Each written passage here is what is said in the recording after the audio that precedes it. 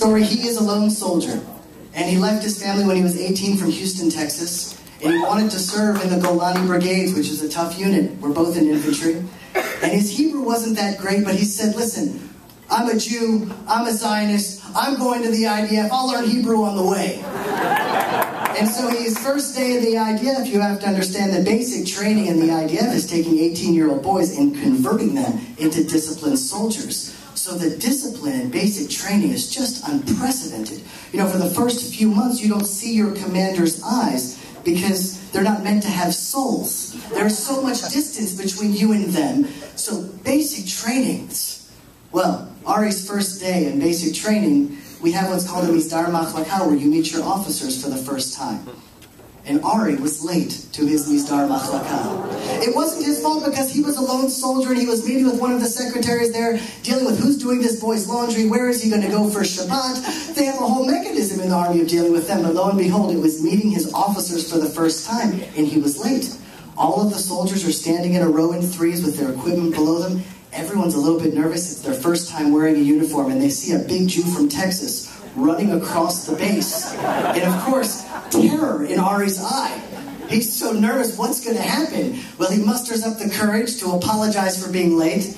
And instead of saying, I'm sorry I'm late, Slicha shani me'uchar, Ari says, Slicha shani mechoar, I'm sorry for being ugly. So you can imagine his first day in the IDF, excuse me, sirs, I'm sorry for being so ugly. And then one guy in the unit said, tough break. And then everyone started laughing. And then after everyone started laughing, then the officers started laughing because no one had ever seen such a spectacle before in the IDF. But the last thing you want to do in your first day in basic training is to make your officers laugh.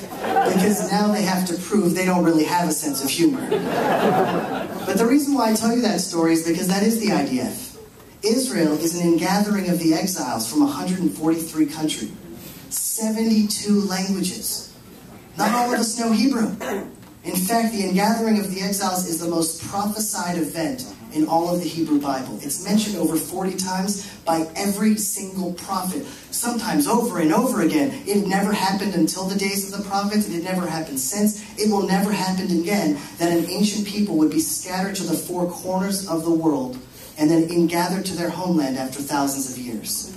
People talk about the Six-Day War as if that was an amazing miracle, but in 1948, if you could imagine, there was no IDF then. It was like a ragtag bunch of Jews that had somehow survived the Holocaust and refugees from Arab countries. And as a platoon sergeant, giving orders in the IDF, it's complicated. Moshe, you go to the right. David, you to the left. You, radio back, bring water. Chaos is around you. In 1948, imagine the platoon sergeant. We say, all right, you go to the right, you go to the left. The guy from Russia says, excuse me, I don't speak Hebrew, I speak Russian. What did he say? The guy from Poland says, I don't speak Russian, I speak Polish. What did you say? What did he say? The guy from Yemen and Morocco says, I speak Arabic. What is everyone talking about? And we won that war?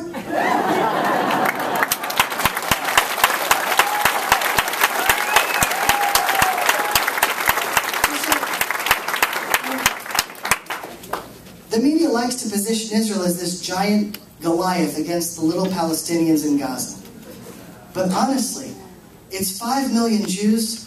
The Hezbollah, the Muslim Brotherhood, Al-Qaeda, ISIS, they're all jihadists. They all love each other. They all work together. Sometimes they love each other so much that they kill each other. But they're all the same ideology. There's about 150 million of them against 5 million Jews. But as a nation was born in one day, not speaking the same language, Israel will win this war as well. It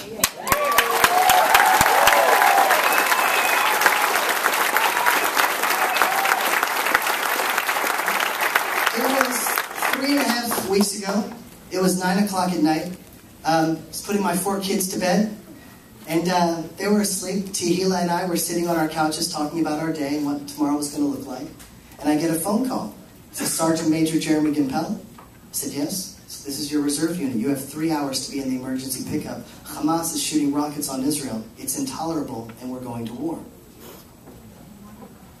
Well, I hung up the phone. I didn't need to say anything. Tehila already understood what the phone call was. I served in Givati, which is in the Southern Command. Gaza really is my expertise. I spent all of my service serving in Gaza. So I knew that that was a potentiality if they were going to call up reservists. And everything stopped. You know, in Israel, I have a full-time job. I have 4 kids. I have a wife. But it wasn't just me. 60,000 of us were called up. Business owners, shop owners, lawyers, doctors. They may be deadlines tomorrow. There may be a shipment coming in. You may have a boss breathing down your neck. Everything stops. In my unit alone, 97% reached their emergency pickup spot within 3 hours. Everyone came. The only reason it wasn't 100% was because it was summertime and people were vacationing. Everything stopped. Outside of Israel, if we get a few hundred Jews together for a pro-Israel rally, that's a huge success. Imagine, at the drop of a hat, 60,000 Jews were able to come together in unprecedented Jewish unity, unprecedented Jewish strength. That hasn't happened since the times of the Maccabees. That hasn't happened since the times of King David. My soldiers and I, we talk about it more than people would like to imagine. We know that we are King David's army resurrected. It's not a question in our mind. And now, for the first time, 2,000 years, the Jews have been scattered. A few hundred here, a few thousand there, some in Poland, some in Russia, some got to Atlanta. And now we're all coming back. And from a Jewish religion, we've returned to a Jewish nation. Now, what happened when I called up, I can't tell you the admiration that I have for my wife, Tehillah. Never once did she say, Jeremy, this is so hard. I have a full-time job, 4 kids, they're driving me nuts. How can I do this? I'm so nervous for you. How are you doing? Every time I had a chance to speak to her, she was the most positive.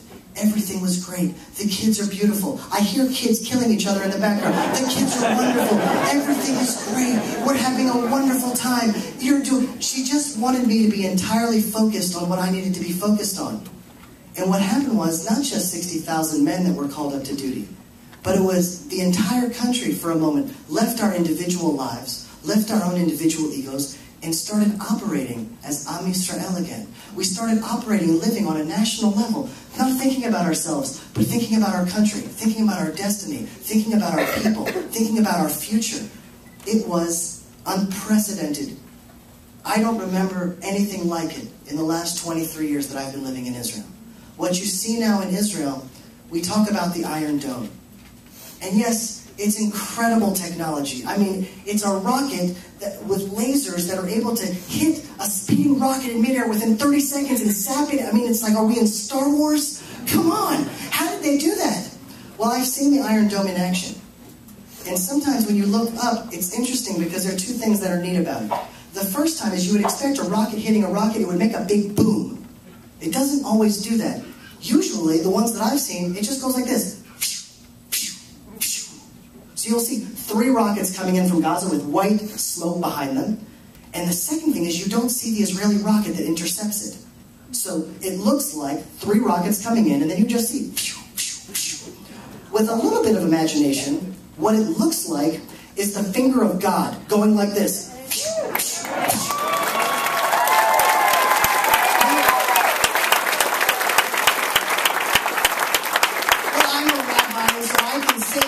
It's not really the finger of God. What it is Israeli scientists and engineers that have developed the Star Wars technology that can do that. Well, here's the reality. Thoughts and ideas don't come from us. They come through us. Who gave the Israeli scientists and engineers the ability, the technology, the creativity to come up with this technology right in the nick of time? As we're being barraged with rockets, all of a sudden, all of these ideas started coming to them, revealed to them, really. Who then is really doing it? Is it not the finger of God just through the Jewish people?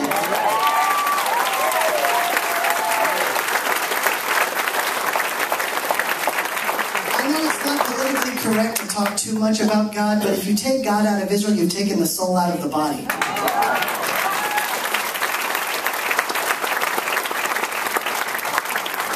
Well, it was July 17th, and we had intelligence that the Hamas were digging tunnels under the wall, and they were going to commit a terror attack, a mega terror attack, into some of the Jewish communities. Some of them are just 500 yards from the Gaza border.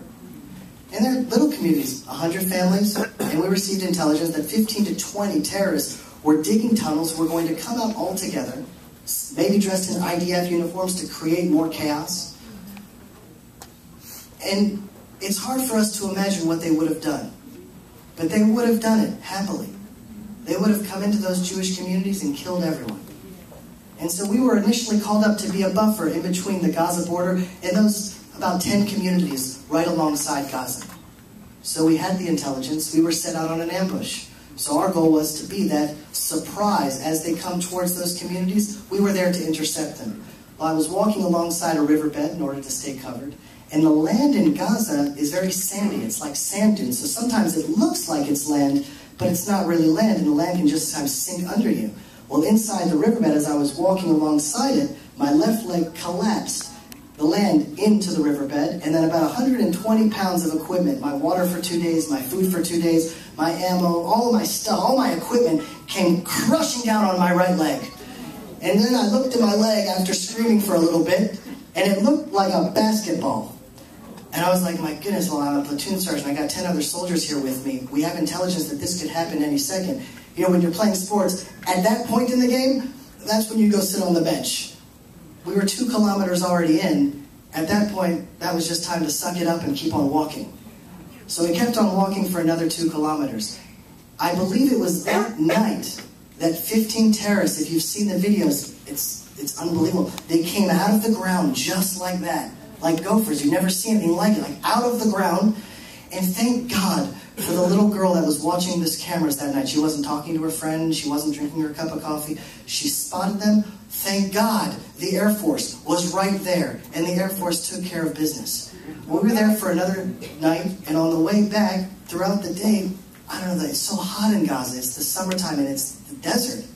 So I think my food, I got food poisoning. And so I started getting nauseous throughout the day. And we're trekking back, and I'm walking with my soldiers, and at one point, this isn't nice to say, but I want you to know the experience. And so I said, guys, hold on just a second. I walked to the side, and then really my stomach came out of my mouth. And then, you know, when that happens, you come up and you're a little bit dizzy. And at that point, we came under fire. Right as I lifted up my head. And so my response wasn't, oh, it was, this is the worst mission ever. And so I was like, well, okay, I guess I better find cover. Hold on. Okay, just gonna find a boulder here to hide. I know that's what I'm supposed to do. What was so interesting, though, is that there wasn't a moment, and this goes for every single one of the soldiers in my unit. And all of them, you know, you look at them, they're plumbers, doctors, electricians, builders, lawyers. They're just simple people like us. All of them are heroes. All of them are ready to give the ultimate sacrifice. They'll do anything for their brothers in arms. It's unbelievable. Everyone is willing and service is a hero. None of us were ever scared. There was just a sense of protection. It's hard to imagine. We never felt nervous or scared. Literally, when we came under fire, I knew that bullets were being shot somewhere around us, but I just started laughing. Like, okay, well, I guess this is happening now. I guess I better go find a boulder and hide behind it now. And I just hobbled over and then did what you're supposed to do. But something miraculous is happening in Israel, and I really want you to know that. And I'm going to talk about that at the very end. I don't really have a speech. I just wrote down points here on a piece of paper when I got here, but that's really what I want to end with. Our mission was to defend. The Israel Defense Forces. It's quite clear that we're not the aggressors here in this conflict.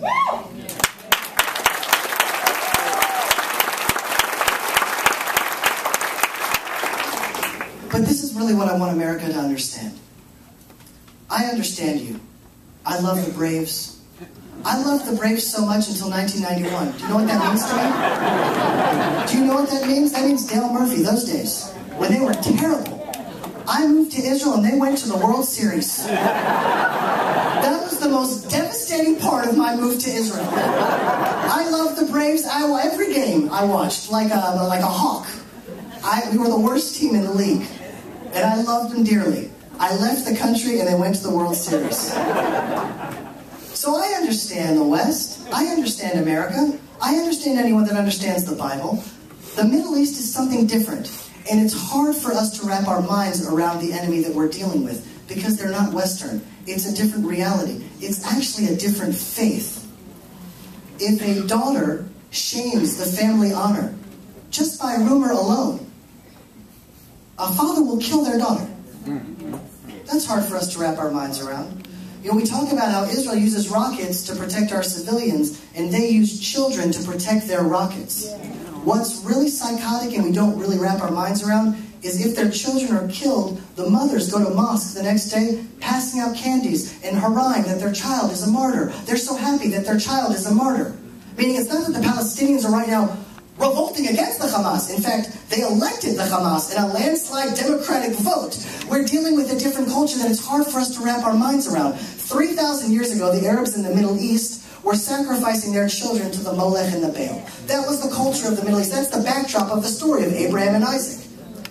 Europe, the Christian world and the Jewish world, went through a renaissance. The Middle East never went through a renaissance. So religiously now, they've adopted Islam, but culturally, they haven't really changed much. Now they strap on suicide belts to their children and sacrifice their children to Allah. It's not that different. It's hard for us to really believe it. But what sparked this war was 3 children that were kidnapped. Boys, a little bit older than this one right here. They took him away, put them in a ditch, burned them, and killed them in cold blood.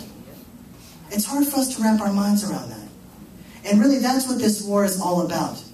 What's happening now is it's a restoration, almost a return to Abrahamic faith. What does that mean? Western faith is different, really, than, I believe, Jewish faith. It's a Middle Eastern faith. Western faith is, well, faith begins when logic ends. Logic can only bring me so far, and then what I can't really figure out with my mind, well, I just believe in that. Ancient biblical faith begins before logic even starts. And what I want you all to do for just a moment, I'm going to unite this whole crowd of Jews and Christians with biblical faith. Watch this. It was years ago, but years are really 12 months, so I'm going to say months ago. Months ago, Hamas terrorists came into a Jewish village in the middle of the night. They killed the 2 parents in their sleep, and they found the children and killed the children in their sleep. Then they left the house, and they heard the baby crying in the crib. The terrorists went back into the house. They pulled out their knife, walked over to the baby's crib, stabbed the baby, and slit him to death. What you all just felt now was faith. Why?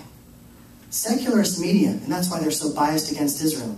If there's no God in the world, then humans are the highest authority.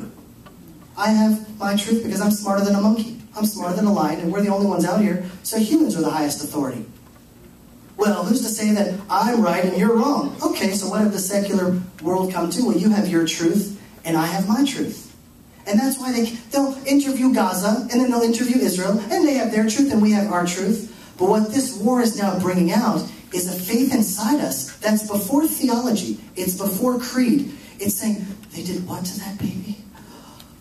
I know that's not true. I know that's evil. That's wrong. We're not the highest authority. In fact, that's what this kippah represents, that humans are not the highest authority. That there is a cosmic order that transcends humanity. Thou shalt not kill is not an opinion. It's a truth. We don't have to think about it or theologianize about it. It's right here. It's before logic starts. We know it inside. And what's happening now is this war is awakening ancient biblical faith. And Jews and Christians have it. People ask me what tzitzit are. I usually wear them out. I tucked them in today. But those are the strings that come outside of the corners of Jews' garments. And when I go through the TSA, they say, well, what are those? You know, I don't know. They're nervous. They might be lasers. I don't know what they might think they are. And I always say the same thing. And it's so neat. It always works. I say, well, do you know what the bracelets are? Have you ever seen those bracelets? WWJD, What Would Jesus Do bracelets? I said, these were the first biblical WWJD bracelets. Now, what does that mean? What have Jews and Christians trained themselves to do? Imagine, for thousands of years, we trained ourselves to look at our tzitzit and remember, what's a good way to act? What's godly? What's ungodly? I see a poor person. What's a good way to act? What's a bad way to act? What's right? What's wrong? We not only have a moral compass, but we've built it, and we've trained it, and we choose right over wrong, right over wrong. We know good, we see evil. We're training ourselves all the time. That's when I said that story about the baby, you all said, oh! Right there, you know right and wrong. It's a cosmic order that transcends us. It's not after logic ends. It's before logic begins. It's a return to real faith. Now, what happened is that America's lost its moral compass. So they've lost it. It's unbelievable. Now, I can help America a little bit. Watch this. Imagine if after 9/11, America said, well, let's hear Osama bin Laden's side of the story. We've heard the American side. They've got a train crashed into their big buildings, thousands of Well, let's hear what Osama has to say. Osama, please, get on CNN. Well, I'm part of Al-Qaeda and I want to... No, I'm really a peaceful man. I'm just trying... Can you imagine? But they've lost it. They've lost it, and they say, well, it's a disproportionate response. Well, imagine now, with just a little bit of moral clarity, a terrorist goes into the Galleria here. Well, the FBI would send in a SWAT team with 100 people, snipers. They would gas the place if they have to. They would be like, well, let's just send in the sheriff and make it a fair fight. What does that mean? If there's a terrorist, you do whatever you have to do to stop the terrorist from killing people.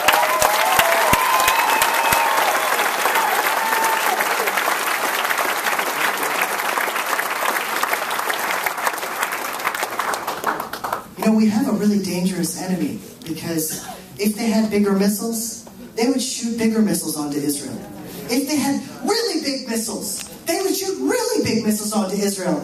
If they could build gas chambers and push the Jews in, they would do that without flinching. You get that? If they had a nuclear bomb, they wouldn't hesitate to use it.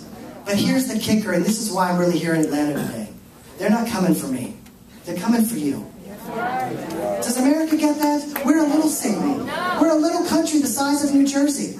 We're the size of New Jersey. We're not the beacon of freedom and democracy in the world. We're not the beacon of those values for the world. We're a little satellite of those values. America is seen as the end of those values.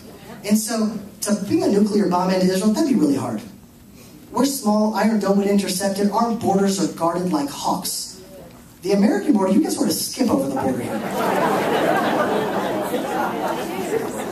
So when I hear Jews say, well, I don't have a dog in that fight, that's over there in the Middle East. What America really needs to understand is we're on the front lines of America's war. Have they already forgotten where we are?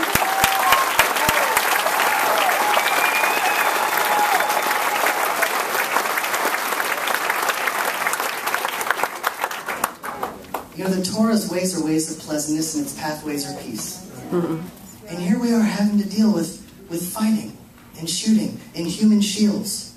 I'm a vegetarian. I can't eat meat because animals can do tricks. I can't eat something that can do tricks. That's too cute. And now I'm forced to go and kill people? Really? Israel has done so much to protect the civilians around them. Too much. Too much. 3 days before I was injured, or maybe 2, there was a terrorist that was seen going into a house. A normal country would have toppled the house, far away from the terrorists, and then the terrorists would have been eliminated and our boys would have been safe. Israel had a concern that there may have been a civilian in the house. So they sent soldiers into the house to pinpoint the terrorists and to protect the civilian. 3 of our boys died. It didn't happen this time.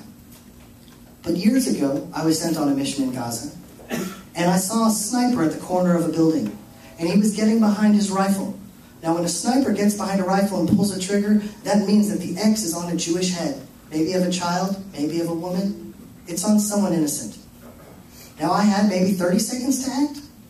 The problem was, if he was here, there was about maybe a 10 to 12-year-old boy right next to him standing like this. Now imagine, do I give the order? Okay, sniper, try to graze by that child and hit the sniper. Well, if I don't give the order, someone innocent is going to die. We are put in an impossible scenario. How do we win this war? Well, not that long ago, there were warmongering, nationalist, violent Nazis. Today, Germans are tree-hugging liberal vegetarians. They are. I know Germans. They're liberal, tree-hugging vegetarians. How did that happen? We brought the Nazis to their knees. They raised the white flag, and then we built them new schools. And instead of teaching them warmongering, violent ideology, we taught them good values of justice and compassion, truth, democracy, freedom. Arabs, I don't hate them. I have so much compassion for them. I feel so bad for them. They're not bad. If you take a little boy this age And you teach them, hate the Jew, hate the Christian. First the Saturday people, then the Sunday people. First the Jew, then the Christian. Kill the other. Kill what's different. You graduate school in Gaza by dipping your hands in red blood, red paint. Lifting up your hands and saying, this is the blood of the infidel. This is the blood of Jews and Christians. If you do that to a little child, you'll create demonic children, suicide bombers. That's what you will do. So what we need to do is finally be a light unto the nations. It's not time for us to stop terror tunnels. It's time for us to stop jihad.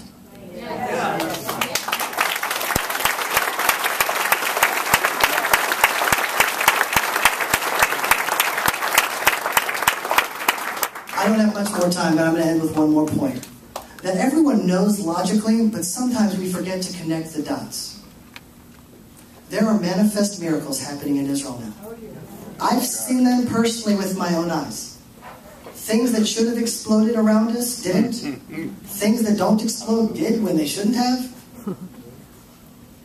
Thousands of rockets are being shot onto Israel. And you can count on your hands. Thousands of rockets are being shot onto a country the size of New Jersey, and almost no one of the civilians is dying. Years ago, one rocket was shot onto Saudi Arabia, 200 people died. Thousands of rockets are being shot onto Israel, and Israel is functioning as a safe society. The stories don't reach here, but the stories are endless. I was in my living room, I just left, and as I went to the kitchen to get a drink, my living room exploded next to me.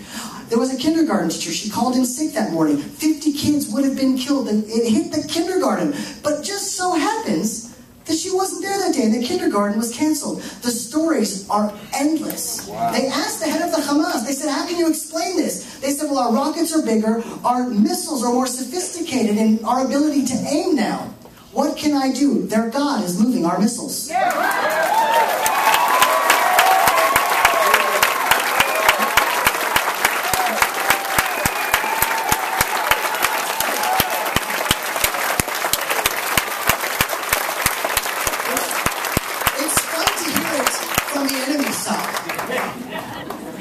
But I want to ask you all to do one thing tonight.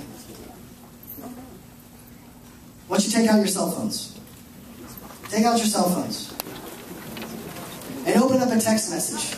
An open text message.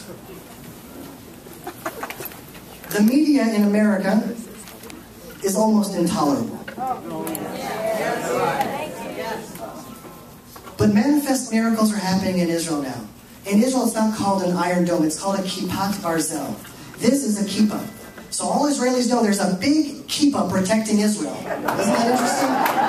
But imagine what's happening now. There are millions of people around the world that are praying for Israel now, thinking about Israel now, keeping it in their hearts, following up about it, reading it up on Facebook. We all know that our thoughts manifest in reality.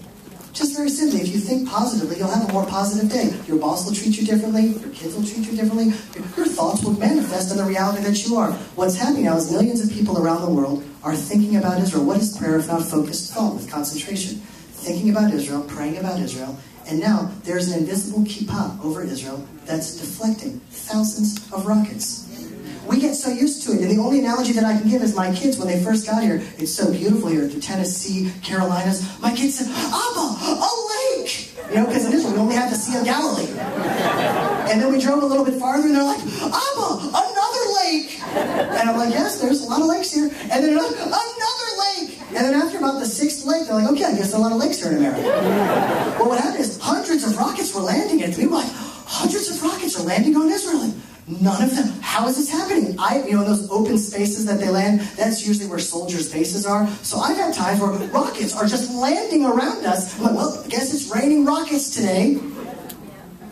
Thousands of rockets are landing on Israel, and no one is being hurt because there are millions of people, Jews, Christians, and just the good people that haven't lost their faith yet, that are thinking about, praying about Israel. And their prayers are literally, for the first time that I've seen in my life, manifesting in reality. So what I'm doing in Israel now is probably my most important project yet. We've just now launched a new broadcasting network from Israel That's live news as we want it to be seen from Jerusalem. No bias. It's not people in the studios here in America talking about Israel, but the news from Israel as it's happening from our perspective. What I want you to do with your cell phones is just to text this one number. It's 972. No, 972. It's a Dallas number. It's T-Mobile. It's just mine. 972 987 9201. Put your name and your email address, and you will immediately be subscribed to the newest broadcasting network called Voice of Israel. Now, 972 987 9201. It's 100% free. Now what I want you to do, and this is the go away, and it may sound cliche, but I've seen it with my own eyes. First, hear what's really happening from Israel. And then when you know what's really happening, then start thinking about it. Then start praying about it. And you'll start seeing that your prayers are literally protecting Israel. You're joining in that invisible kippah. And you'll be joining with those Israeli scientists and engineers in creating miracles for Israel.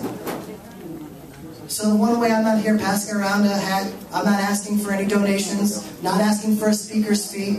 I'm just asking for your thoughts and your prayers. This is the last time I'm going to read the number for anyone that didn't get it. 972 987 9201. Once you know what's happening, then you start praying. And together, I want you all to know, I'm not scared for Israel at all. We're going to win, and we're going to win big. And